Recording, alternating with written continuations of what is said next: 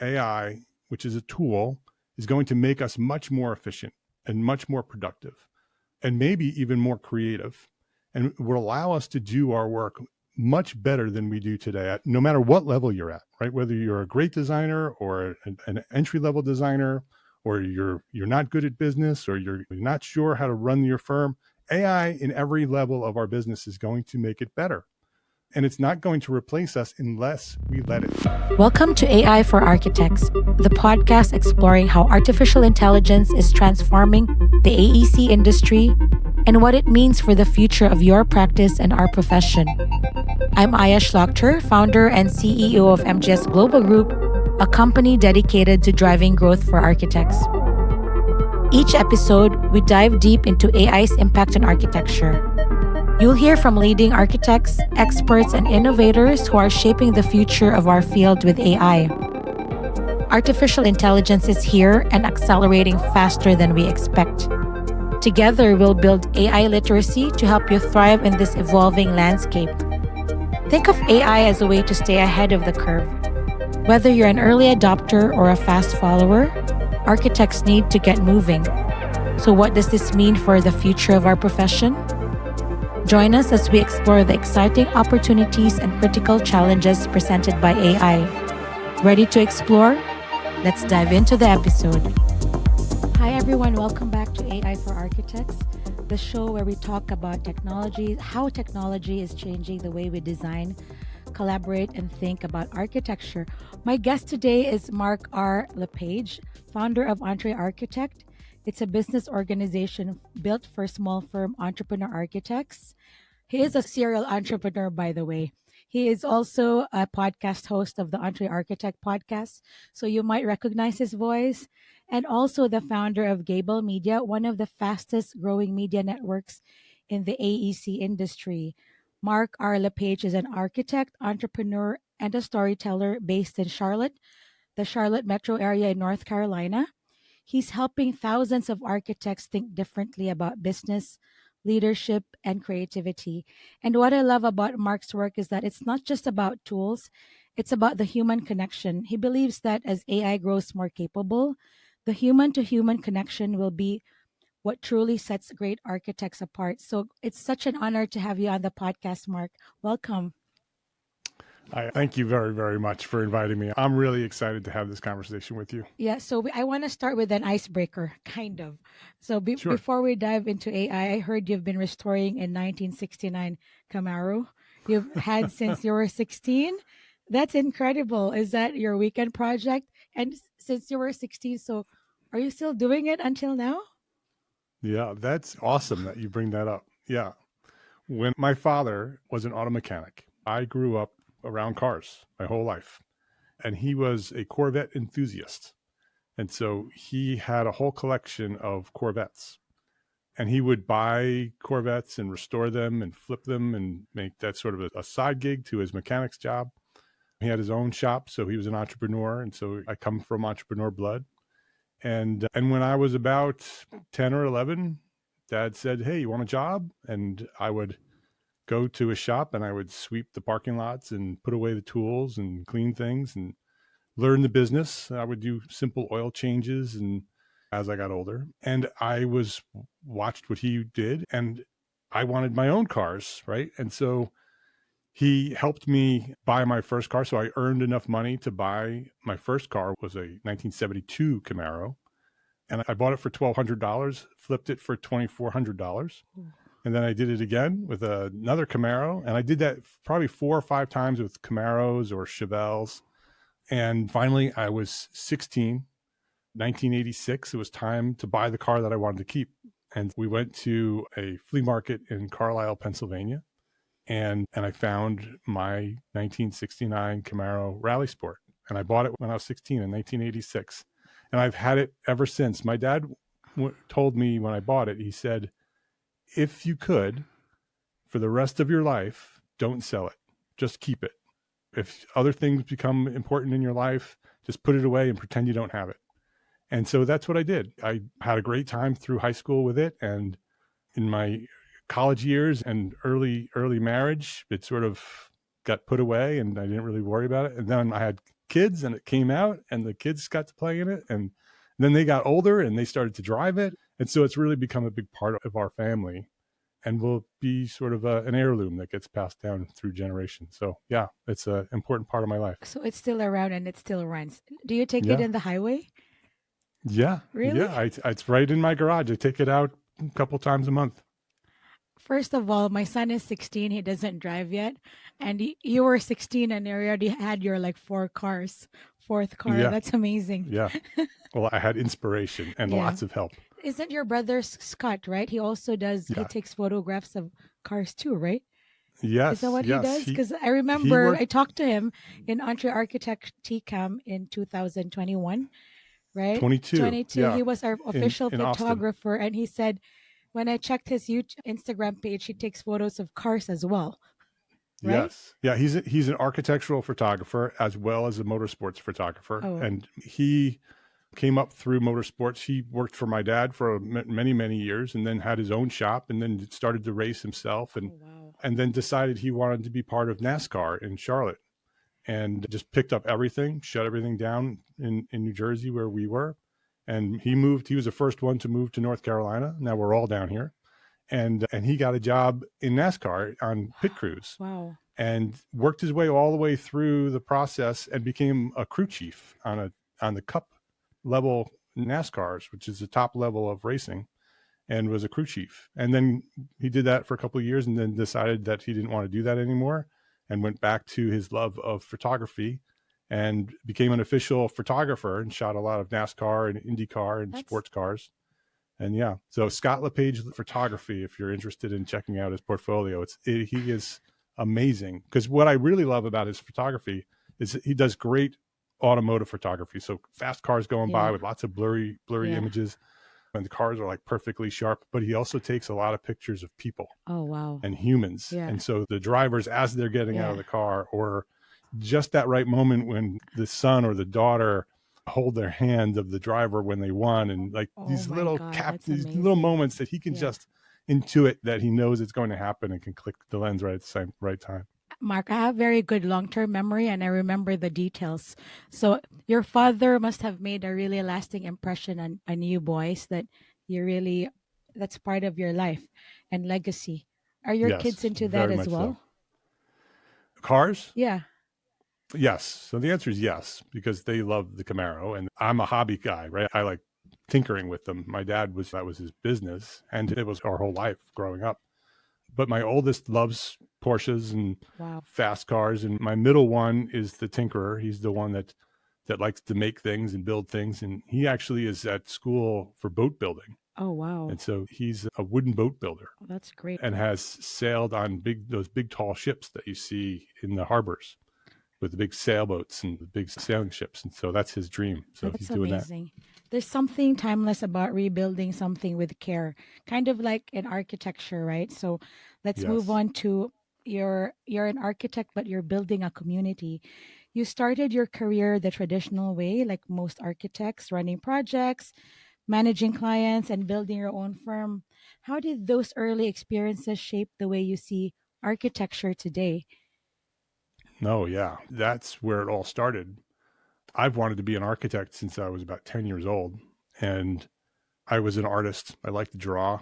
Actually, it goes back to the cars. I like to draw the cars that I wished I could have, right? When you're 9 or 10 years old and you can't afford the cars yet, if you have the skill and you can draw them, then you can create them and create this fantasy in your head that you own them. And so that's where I learned my skills of drawing. And that I decided that I want to be an artist. And my mom said, well, what if you were an architect? And so at 10, I said, oh yeah, I want to be an architect. I decided to be an architect. And that really led to everything else that I'm doing today, because I met my wife in my first job. She's an architect as well. And we launched our own firm. And I took the business side and she took the design side. And she's an exceptional architect on the design side. And I love the business side of it. And that's how EntreArchitect started. EntreArchitect started from a blog that I started called Entrepreneur Architect. And a community of architects found that blog. It was around 2007. Oh, so it was before social media. Oh, it was before the 12-12-12. We'll talk about that later. If you're running a growing architecture firm, you're probably not short on projects, you're short on people. Talent shortage is real. Finding and retaining skilled professionals takes time. Meanwhile, deadlines keep getting closer. And when you're balancing growth with quality, it gets harder to maintain your project standards as the work piles up. We're here to bridge the gap. We provide qualified architecture staff on demand so you can scale your delivery without compromising quality. That's what MGS Global Group does. Whether you're overwhelmed with construction documentation, need BIM support, or your internal systems just aren't built for this level of growth, our team plugs in seamlessly. Think of us as an extension of your in-house team without the long hiring process. And because we work across time zones, your projects keep moving even after your office closes for the day. If your timelines are starting to feel stretched and your team's at capacity, visit mgsglobalgroup.com. We can get started in 24 hours. We're here to help you scale smarter and deliver faster with quality, consistency, and peace of mind. It was before 12-12-12. It was a personal blog. And I would post at least once a week, but I only posted for myself. The intent was to have a place where I could go out on the internet and find information about business and put it somewhere. So I would find a website or a link or a resource, and I would post it as a blog post and write a little bit about it so I would remember what it was with a link back to it. And then that blog, because in 2007, there was nothing on the internet at all about architecture and business. And so architects who were searching for information about business found my blog, and they started commenting in the comments and created a community within the comments of that blog. And over time, they became friends, and we all became friends, and they started to encourage me to turn it into something bigger. And that's when 12-12-12 happened. Can you explain 12-12-12 to the audience? Sure. 12-12-12 was a date. I was December 12th, 2012. And so after many years of procrastinating out of fear to launch something big, out of encouragement from the community, in November of 2012, I realized that date was coming, 12-12-12. I just thought it was neat. It was just a cool thing that 12-12-12 was going to be here.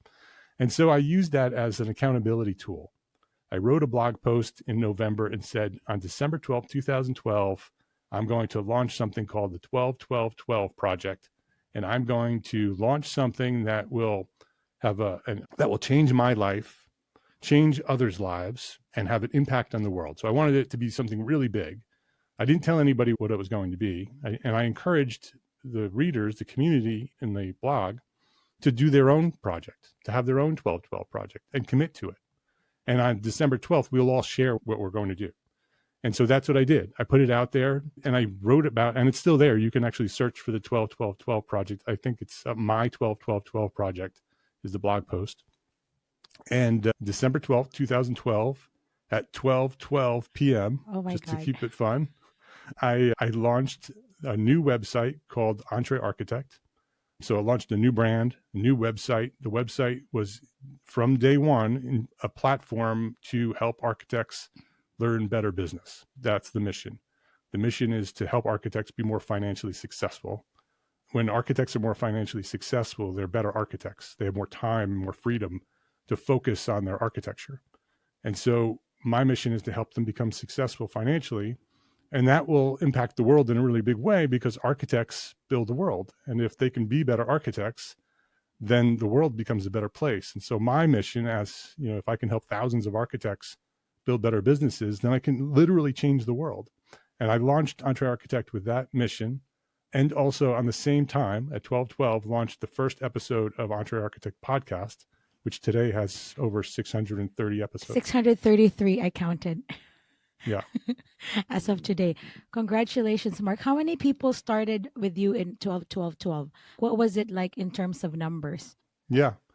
Well, when I launched it, I launched the new website and moved the blog over to EntreArchitect.com, and the community came with me. And right away, I needed to turn it was a business. And so I needed to turn it into money in order for this to grow, right? And so I had to have some sort of revenue. And so my first idea was to take all of my business forms. Everything was still paper back then. And so I took all the forms that I developed for my own architecture firm and I packaged them up and made them templates, and I sold them as the foundation's templates. and which you could still buy today at entrearchitect.com/foundations. The paper forms are still there for available. And I sold them, and about 50 architects bought them immediately. And I'm like, oh, okay, this is going to work. There's a proof of concept. And so the next thing I did is I took my owner architect agreement that I had developed with my own attorney that was custom for my firm, and I put together a course to show other architects how they can develop their own owner architect agreement, separate from the other forms that architects may use.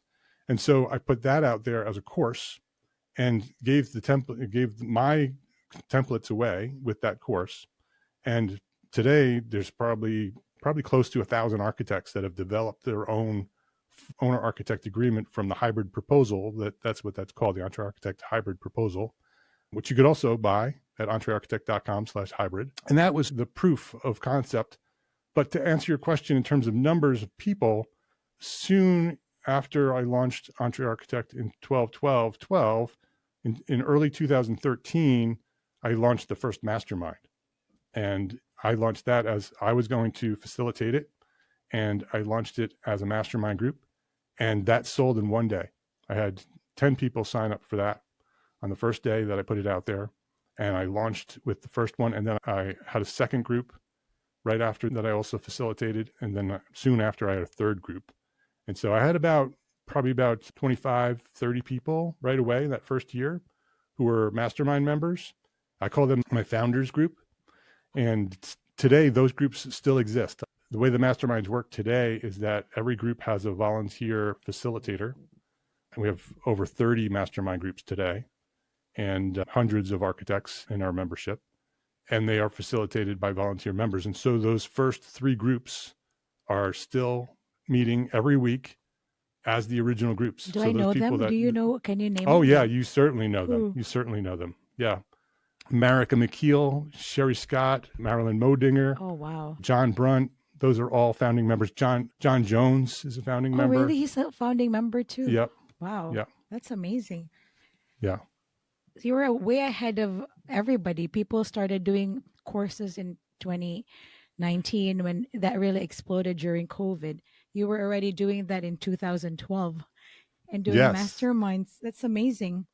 Yes. Well, you mentioned the pandemic. Up until the pandemic, I was still practicing as an architect. And so I had these two businesses. Oh, and so I God, was yeah. still practicing as a residential architect with my wife. And in 2019, we moved from New York to North Carolina. And when we moved, we got it all set up down here, incorporated the new firm, and COVID happened and basically shut us down before we started. And so we never launched. Oh, And during COVID, EntreArchitect blew up. We had hundreds of architects join during COVID because everybody was locked in their houses and they were looking for community, and they found us. And so EntreArchitect grew significantly throughout COVID. And soon after the COVID started, actually, no, it was January 2020, just before COVID, we launched Gābl Media. So a couple months before COVID obviously was happening at that point, but nobody realized it. And so I launched Gābl Media. EntreArchitect grew significantly. what was so the growth in numbers before COVID at 2019? What was that like?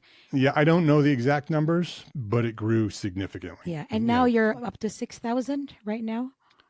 Well, we have almost 9,000 members in our private Facebook group, Oh, which we wow. consider part of our community. That's amazing. And we have a few hundred mastermind members. And I think we have about close to 500 members in the network, which is our EntreArchitect network is our membership where the masterminds are. We have 3 levels. We have a free level. Yeah. So you can join the network at a free level. Anybody can join. Actually, you have to be an architect, but any architect can join. Or an associate like myself, right? Yes, or an associate or a student can also, if you're an architecture student. And the main level is the pro level, which gets access to all our courses and our webinars. We do 2 webinars with AIA credit every month. Yeah. And then we have a mastermind level is our highest level. Yeah. And actually, we just announced a new program called EntreArchitect Academy, which is going to be a 15-week curriculum-based program like business school for architects. And that's open for enrollment right now. Oh, wow. That's amazing. It's hyper targeted to what small firm architects need, right? And You don't need to go to school or apply, just go to EntreArchitect. I wish I had that when I was starting 18 years ago. I Well, made a lot of mistakes. that's exactly why it exists, Yeah. because architects need it. And the reason we launched the Academy is because there's a gap between coming out of architecture school and starting your business. Yeah. Right? When you go to architecture school, you learn architecture. Yeah. They don't teach you business, but Yeah. so many architects want to have their own firm. And when you launch your own firm, you become a business person. You become an entrepreneur. You become an EntreArchitect Yeah. when you launched your firm. And so there's no education for architects between coming out of architecture school and launching your firm. And then what happens is that most architects who start their own firm struggle their entire careers. Yes. They just, because they don't know how to run a business, they're not taught. Yeah. And so the Academy is intended to be business school for architects. So you come out of architecture school and you go to the Academy, and then you go launch your firm. If you already have your firm and you've been struggling, the Academy is a great place where you can go learn all the fundamentals of business step by step. And when you come out, you'll be certified and you'll know how to run a business, and you can go become successful. So is this live now, or you're about to launch it? We are launching in January, and we are open for enrollment right now at EntreArchitectAcademy.com. Can you share pricing? Yeah, it's $6,000 to join the curriculum, which is half price. It's actually $12,000 program. We're pricing it right now at $6,000. So is it going to be live in the beginning, or it's pre-recorded? It is live. Oh, okay. It's a live education. It's set up just like a business school. Wow. We're going to have training. It's all Zoom. It's all remote, but there'll be live training based on a framework. There'll be accountability calls, and there'll be homework, just like school. And so when you come out, you're going to be tested and know all the different, there's 6 components to business, and we're going to teach all 6 of those components. So when you come out, you'll be fully ready. And the goal is to be able to double your revenue within 18 to 24 months. Wow, that's great. I look forward to that. Can you share that with me, and I can plug it in the show notes? Yeah. Absolutely. I'll certainly do that. Yeah. Also, for those of you who don't know, Mark is also the founder of Gābl Media. That's a whole different success business. You have an empire, Mark. You kind of have a media empire. So you have 600 podcasts on your own. And now Gābl Media is a media company, right? A podcast network with over 16 podcasts. And that one podcast, Detailed, is very successful. I'm sure multiple of your podcasts. So can you talk about that? I'm also in the podcasting space. Yes. But sure. I want to know how that grew so fast.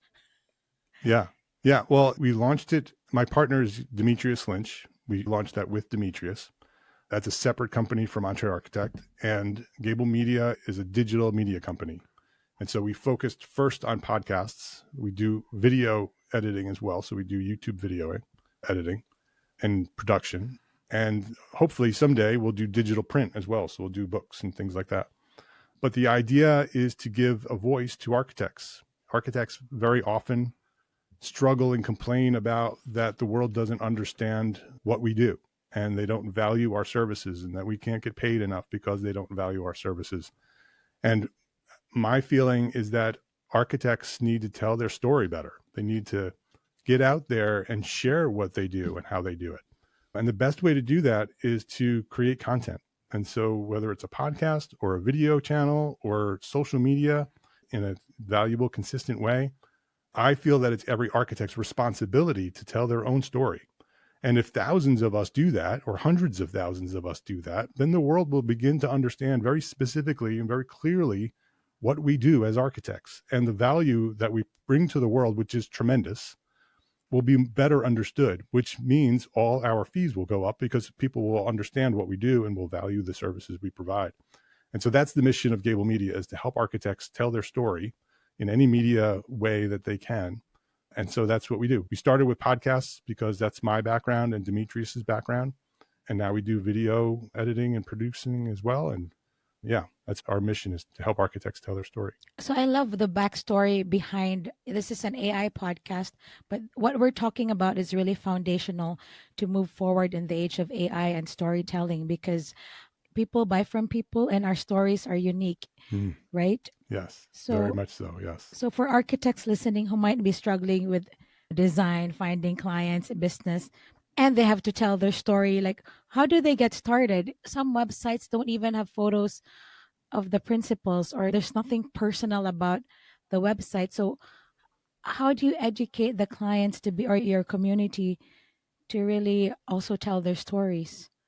Yeah. Yeah. Well, the most important place to tell your story is on your own website, because you need a home base. You need a place where you can send people. Yeah. So whether you do a podcast or whether you do a YouTube channel or you do social media, you need a place to point to.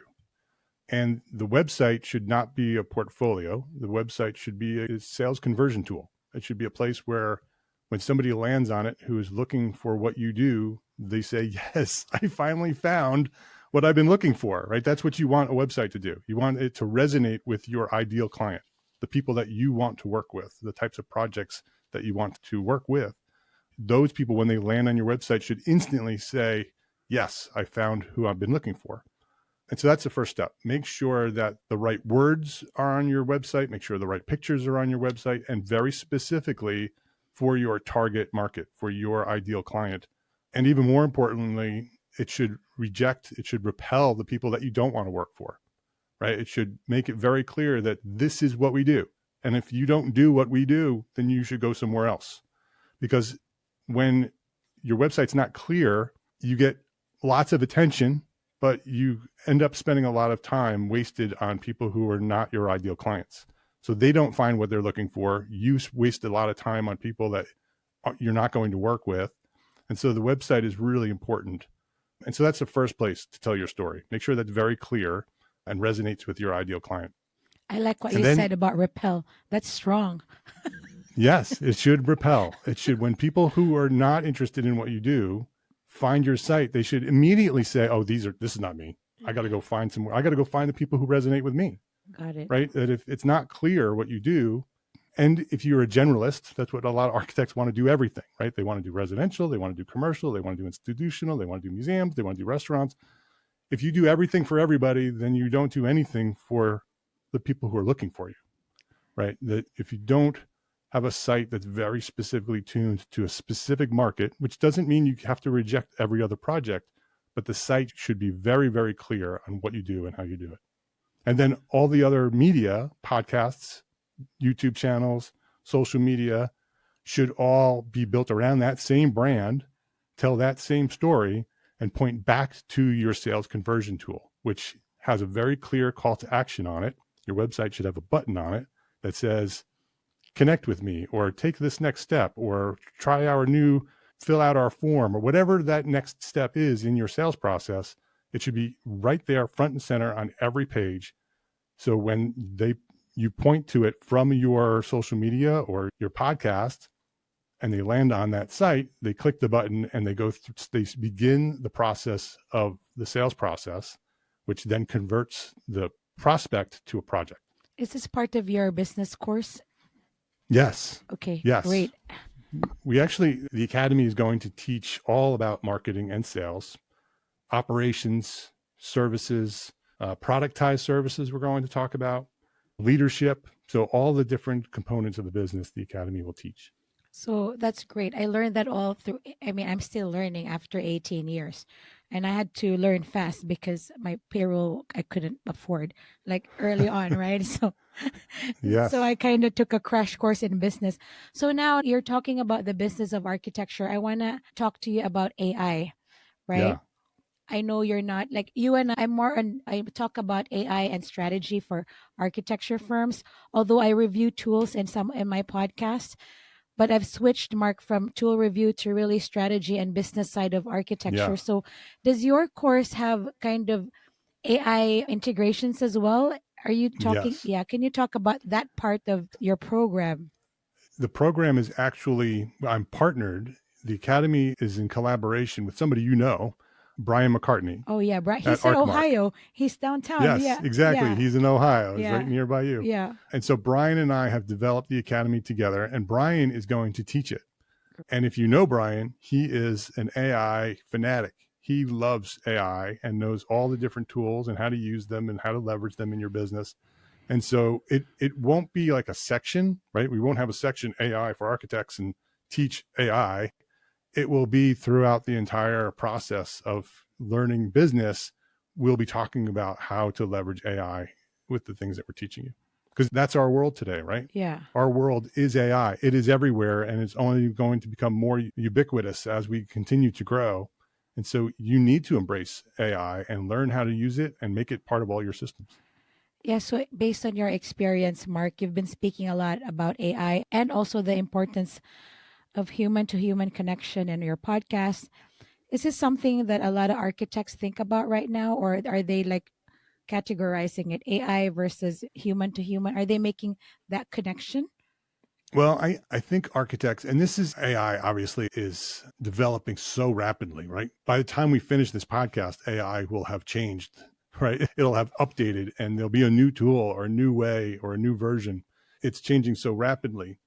And so with that, architects look at the future of architecture and look at what AI is capable of today, and then look to see what AI will be capable of in the future. And a lot of architects are very afraid. They are scared of AI. They're worried that AI is going to take over the industry and do our work and do our jobs and make architects obsolete. And my message to every architect is that's not true. That's not going to happen. What's going to happen is that AI, which is a tool, is going to make us much more efficient and much more productive and maybe even more creative, and will allow us to do our work much better than we do today, no matter what level you're at, right? Whether you're a great designer or an entry-level designer, or you're not good at business, or you're not sure how to run your firm, AI in every level of our business is going to make it better. And it's not going to replace us unless we let it, right? There are certainly companies and technology that are directly being developed today, and you can go search it, go on Google, you can go on ChatGPT and ask ChatGPT, go to Google, and you will find companies that are very specifically being built today to replace architects with AI. It's happening today. Can you share it with us? I want to check it out. Yes, I'll have to go back and look. I can't remember the name of the company, but I actually recently found a company that's their mission to do everything that we do as architects through AI. But what is missing in that company, and will be missing in any technology that's pure AI, is the human to human connection. Humans want to interact with other humans. And so embrace AI, don't reject it, because it's here and it's going to be part of our profession. Become the masters of it, right? Become the leaders, become the people who are the ones who manage it, the ones who know how to use it, the ones that people go to when they want to use it, right? So become an expert in AI in every level of your business, and then make sure that you focus on the human to human connection, because that is what is going to differentiate us in the future. The people who focus on the human to human relationships, the human to human culture, the human to human connection are going to be the ones that thrive, because that's what people are going to want. They're going to want a human that they can trust to run the AI, right? They're going to want to design as a human interpretation of the human needs, right? The things that we need that humans understand, only humans can interpret that, right? People are going to want that. They're going to want that human to human connection. They're going to crave it. Yeah, because humans are the only ones that have the five senses: sight, taste, smell, right? Yeah. So we're the only ones who can experience. And at the end of the day, they want a guide, right? They want a human to help them through this process, right? Architecture is messy. Yeah. Architecture has difficulties. Architecture is emotional. Yeah. AI isn't emotional. Yeah. And so they want somebody they can trust. They want somebody who will guide them through the process. And so that's going to become our role. Our role is going to become use the AI to develop and design the work that is going to be built, and AI will build it eventually. And the humans will lead the process. The humans will be the ones that interact with the other humans, which is crazy to say, but that's what we're going to be. That's what we're going to do. And so the people who develop those relationships today, the focus on that, and allow AI to do more of their work so they can focus even more on the human to human relationships, right? That if AI is doing more of the work that we're doing today and taking all our time, what does that allow us? It allows us to have more time.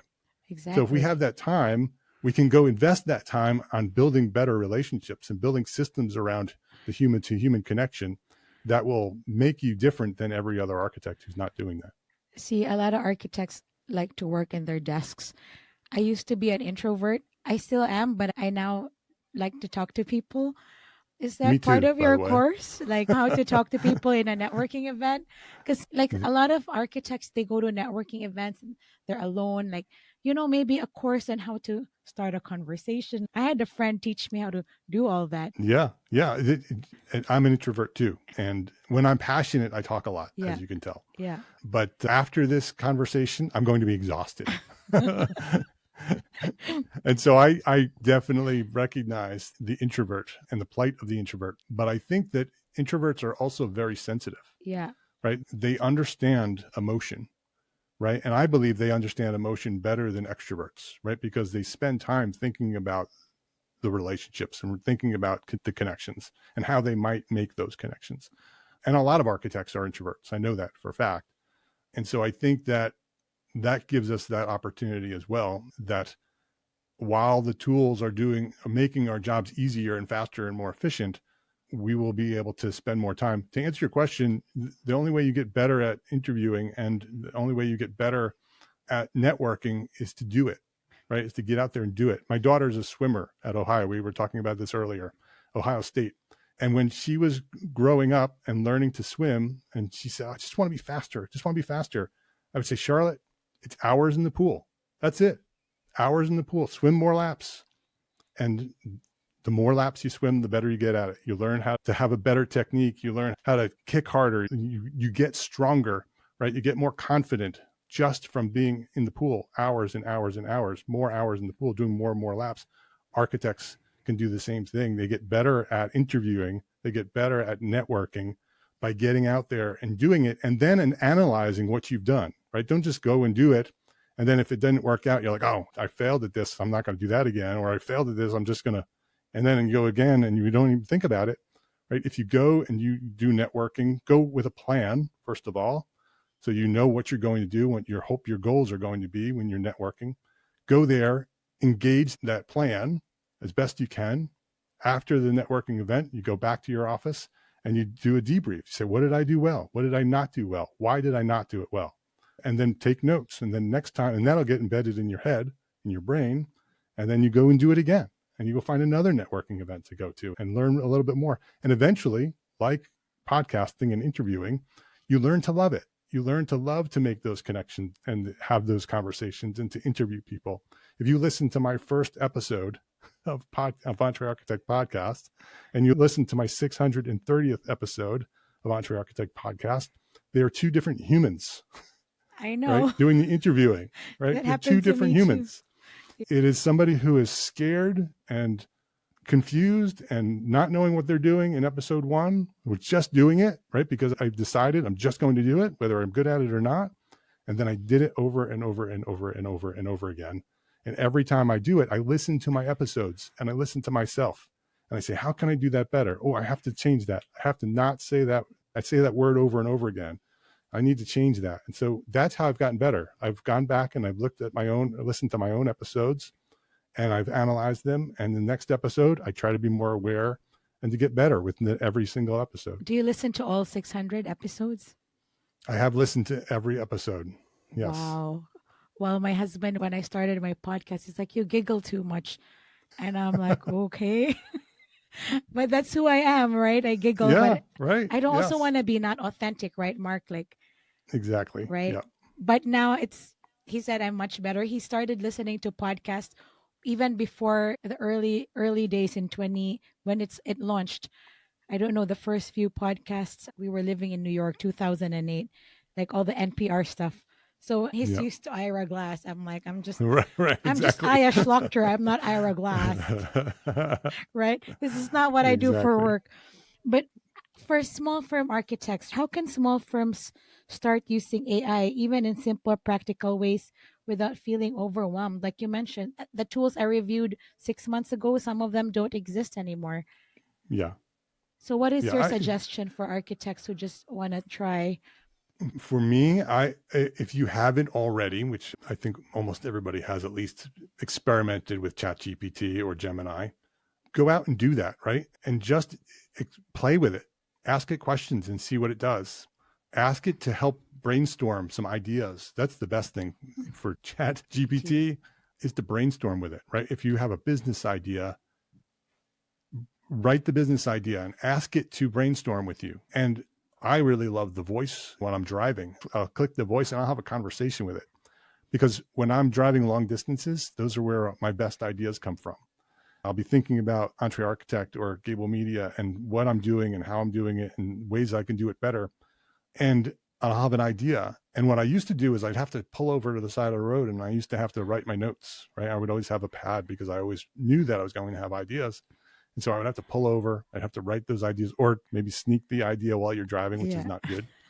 But today I can talk to ChatGPT and I can have a whole conversation and it's recorded and it's feeding back to me, right? And I'm asking it questions and it's feeding back to me. And it's like brainstorming with an expert, right? With somebody who knows exactly what they're talking about. Not that AI knows exactly what it's talking about. AI makes lots of errors. That's the other thing. If that is one of the most important things to learn if you're not experienced with AI, is that AI is often wrong. It'll make things up out of the blue. It'll hallucinate is what they call it. And so it is a tremendous tool. It has tremendous value, but it's only going out to the internet and it's looking at its language model and it's bringing back what it's found in the language model, which is just an amalgamation of all of the information that it has found, right? And so if it doesn't find what it's looking for, although this is happening much less than it used to, it'll just make things up, but it'll present it as fact. And so that's one thing that you should make sure you are aware of. But to answer your question is to just do it, right? Try little things. Try ChatGPT, try a free version of some AI tool that works and just play with it, right? Don't commit yet to making it part of every part of your business. Just learn the basics, get used to it, get friendly with it, understand it. And more, just like hours in the pool, things will start to click and you'll start saying, oh, I could use ChatGPT for that. And then you can build systems through ChatGPT. You can ask questions as if it's a business consultant. You can do so many different things with ChatGPT specifically, but AI is more than ChatGPT. So this is really more like the business strategy part of running your practice, right? You have like a co-COO, CEO, right, or strategist. I use that as a lot too. I use Claude because apparently Claude is smarter than ChatGPT. And ChatGPT. Yeah, I have Claude as well. Yeah. The only reason I use ChatGPT is because I used it as soon as it was available to me. I signed up for it. And I have so much information in it now and dozens of projects that it would be very difficult to shift over to Gemini or Claude. And so I do use Claude and Gemini for other things. Yeah. But my main trusted tool that I'm using is ChatGPT and the paid version. Yeah. So I know you interview a lot of people in the AI space. Recently, you talked to founder of Studio 27, CAD Monkey, or Christopher Parsons, the intranet swap founder, Snaptrude. I mean, all of these tools, are you familiar with all of them in general? Or do you know what part of your community in terms of statistics are using tools for documentation? I know you do a lot of surveys, right? In terms of financial surveys. And actually, I don't know that answer, but that is actually something we're going to ask because we started a new quarterly survey called the EntreArchitect Business Pulse survey. And it's a quarterly economic report. And so we ask the same questions every month, every quarter. We do a calculation and we have a business pulse index that you can see what number it is. And you determine very quickly where the economy is based on prior quarters, similar to AIA's index. And so we've done it specifically for small firms. And what we've decided is that we're going to add one different question every quarter. So we're going to ask the same questions in order to be able to track trends over time. But at the end of the survey, we're going to have one unique question, and it will be a question like that, like what's your AI tech stack? And then ask architects what tools they're using, and then be able to take that data and statistically let our community know, here are the tools that your community are using, right? 85% are using this tool, 13% are using this tool. And so those are the kind of questions we'll ask in our quarterly surveys. And then after we do the surveys, we release them as reports. And so you can actually go and download our reports today. That's great. I'm actually creating the biggest use case library, in the US, Australia. So my team is putting together the use Great. cases for firm sizes, primary Awesome. tools, secondary tools, and I can share that with you I would love that. Yeah. once it's done, because I did tool research. And Stefan, do you know him, Stefan Mikulik? He is one of the top educators. He has given, I think, he has sold 600 courses in 60 countries. And he already That's great. reviewed 1,500 tools. I'm like, I can't compete with that. I'm just putting together my research on the architecture firms, their tool stack, and what they're using it for, whether it's small, medium-sized firms, and I'm seeing a lot of patterns in, Yeah. So I'll share I would that. love to see Yeah. that. And I'll definitely share that with our community if you share that with us. Now that we're talking about Pulse, I know this is not AI related, but what's going on in 2025 in terms of business? Q1, Q2, Q3, Q4. Can you share what small firms are experiencing? It's been very interesting because it was very positive early in the year, which was surprising. At the end of last year, we actually started the Business Pulse Index and the survey at the end of last year. I think it was Q3. I think we started it. And that was pre-election. When we have elections in the United States, everybody freezes, right? Because especially in an election like this one, where we had very polarizing people that were running for president. And so everybody freezes at that point, right? They don't really know what to do, so they don't do anything.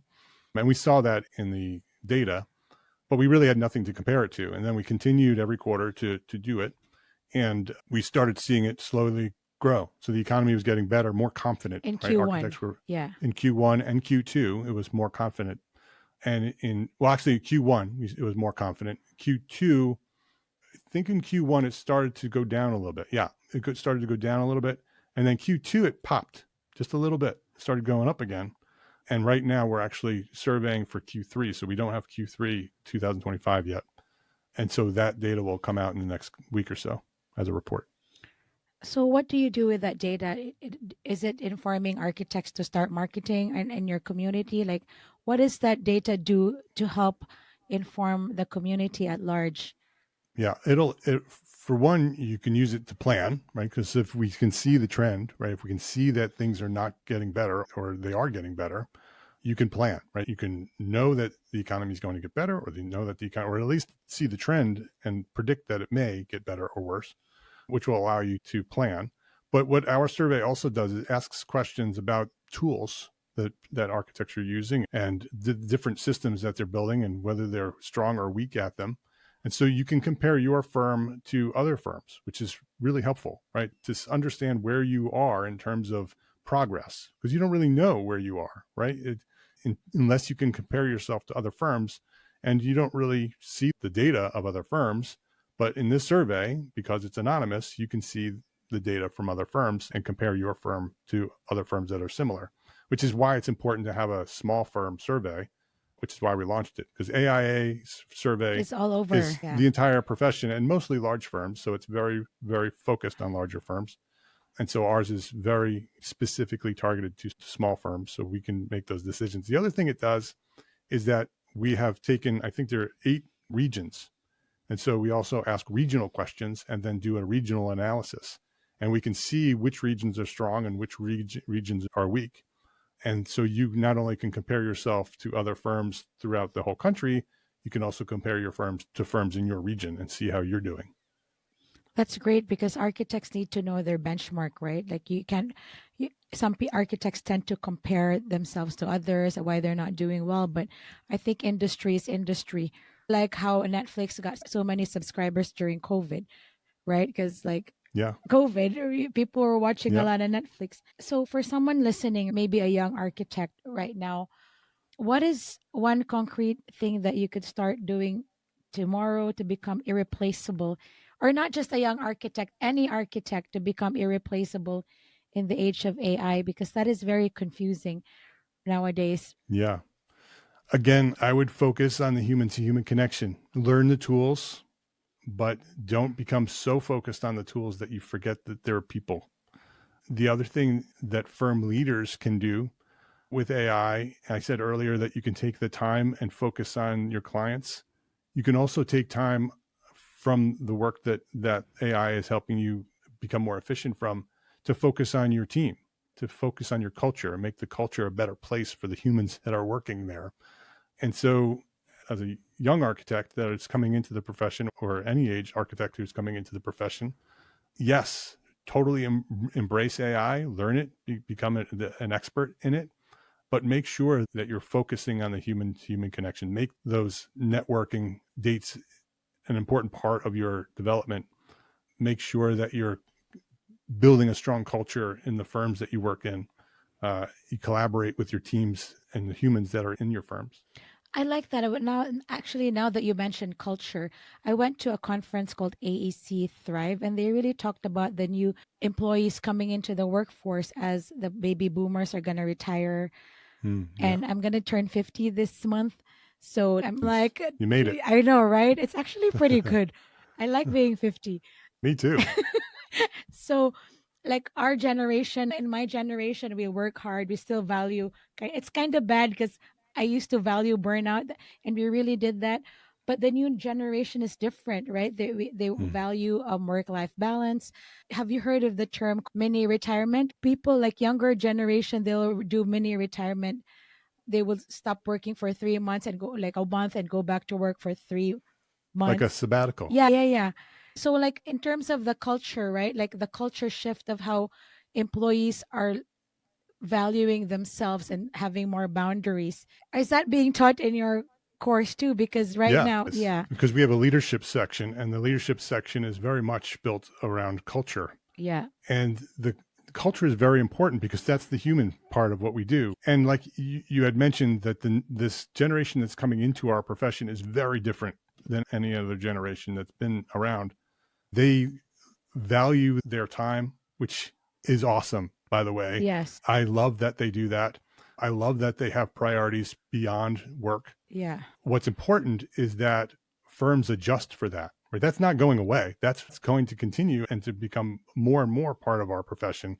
And so the firms that focus on building a really strong human culture will be the ones that thrive, the ones that have flexible work hours, the ones that are flexible with remote and in-office work. I believe that there's a strong argument for in-office architecture firms, but there's also a strong argument for allowing them to also work from home for part of that time.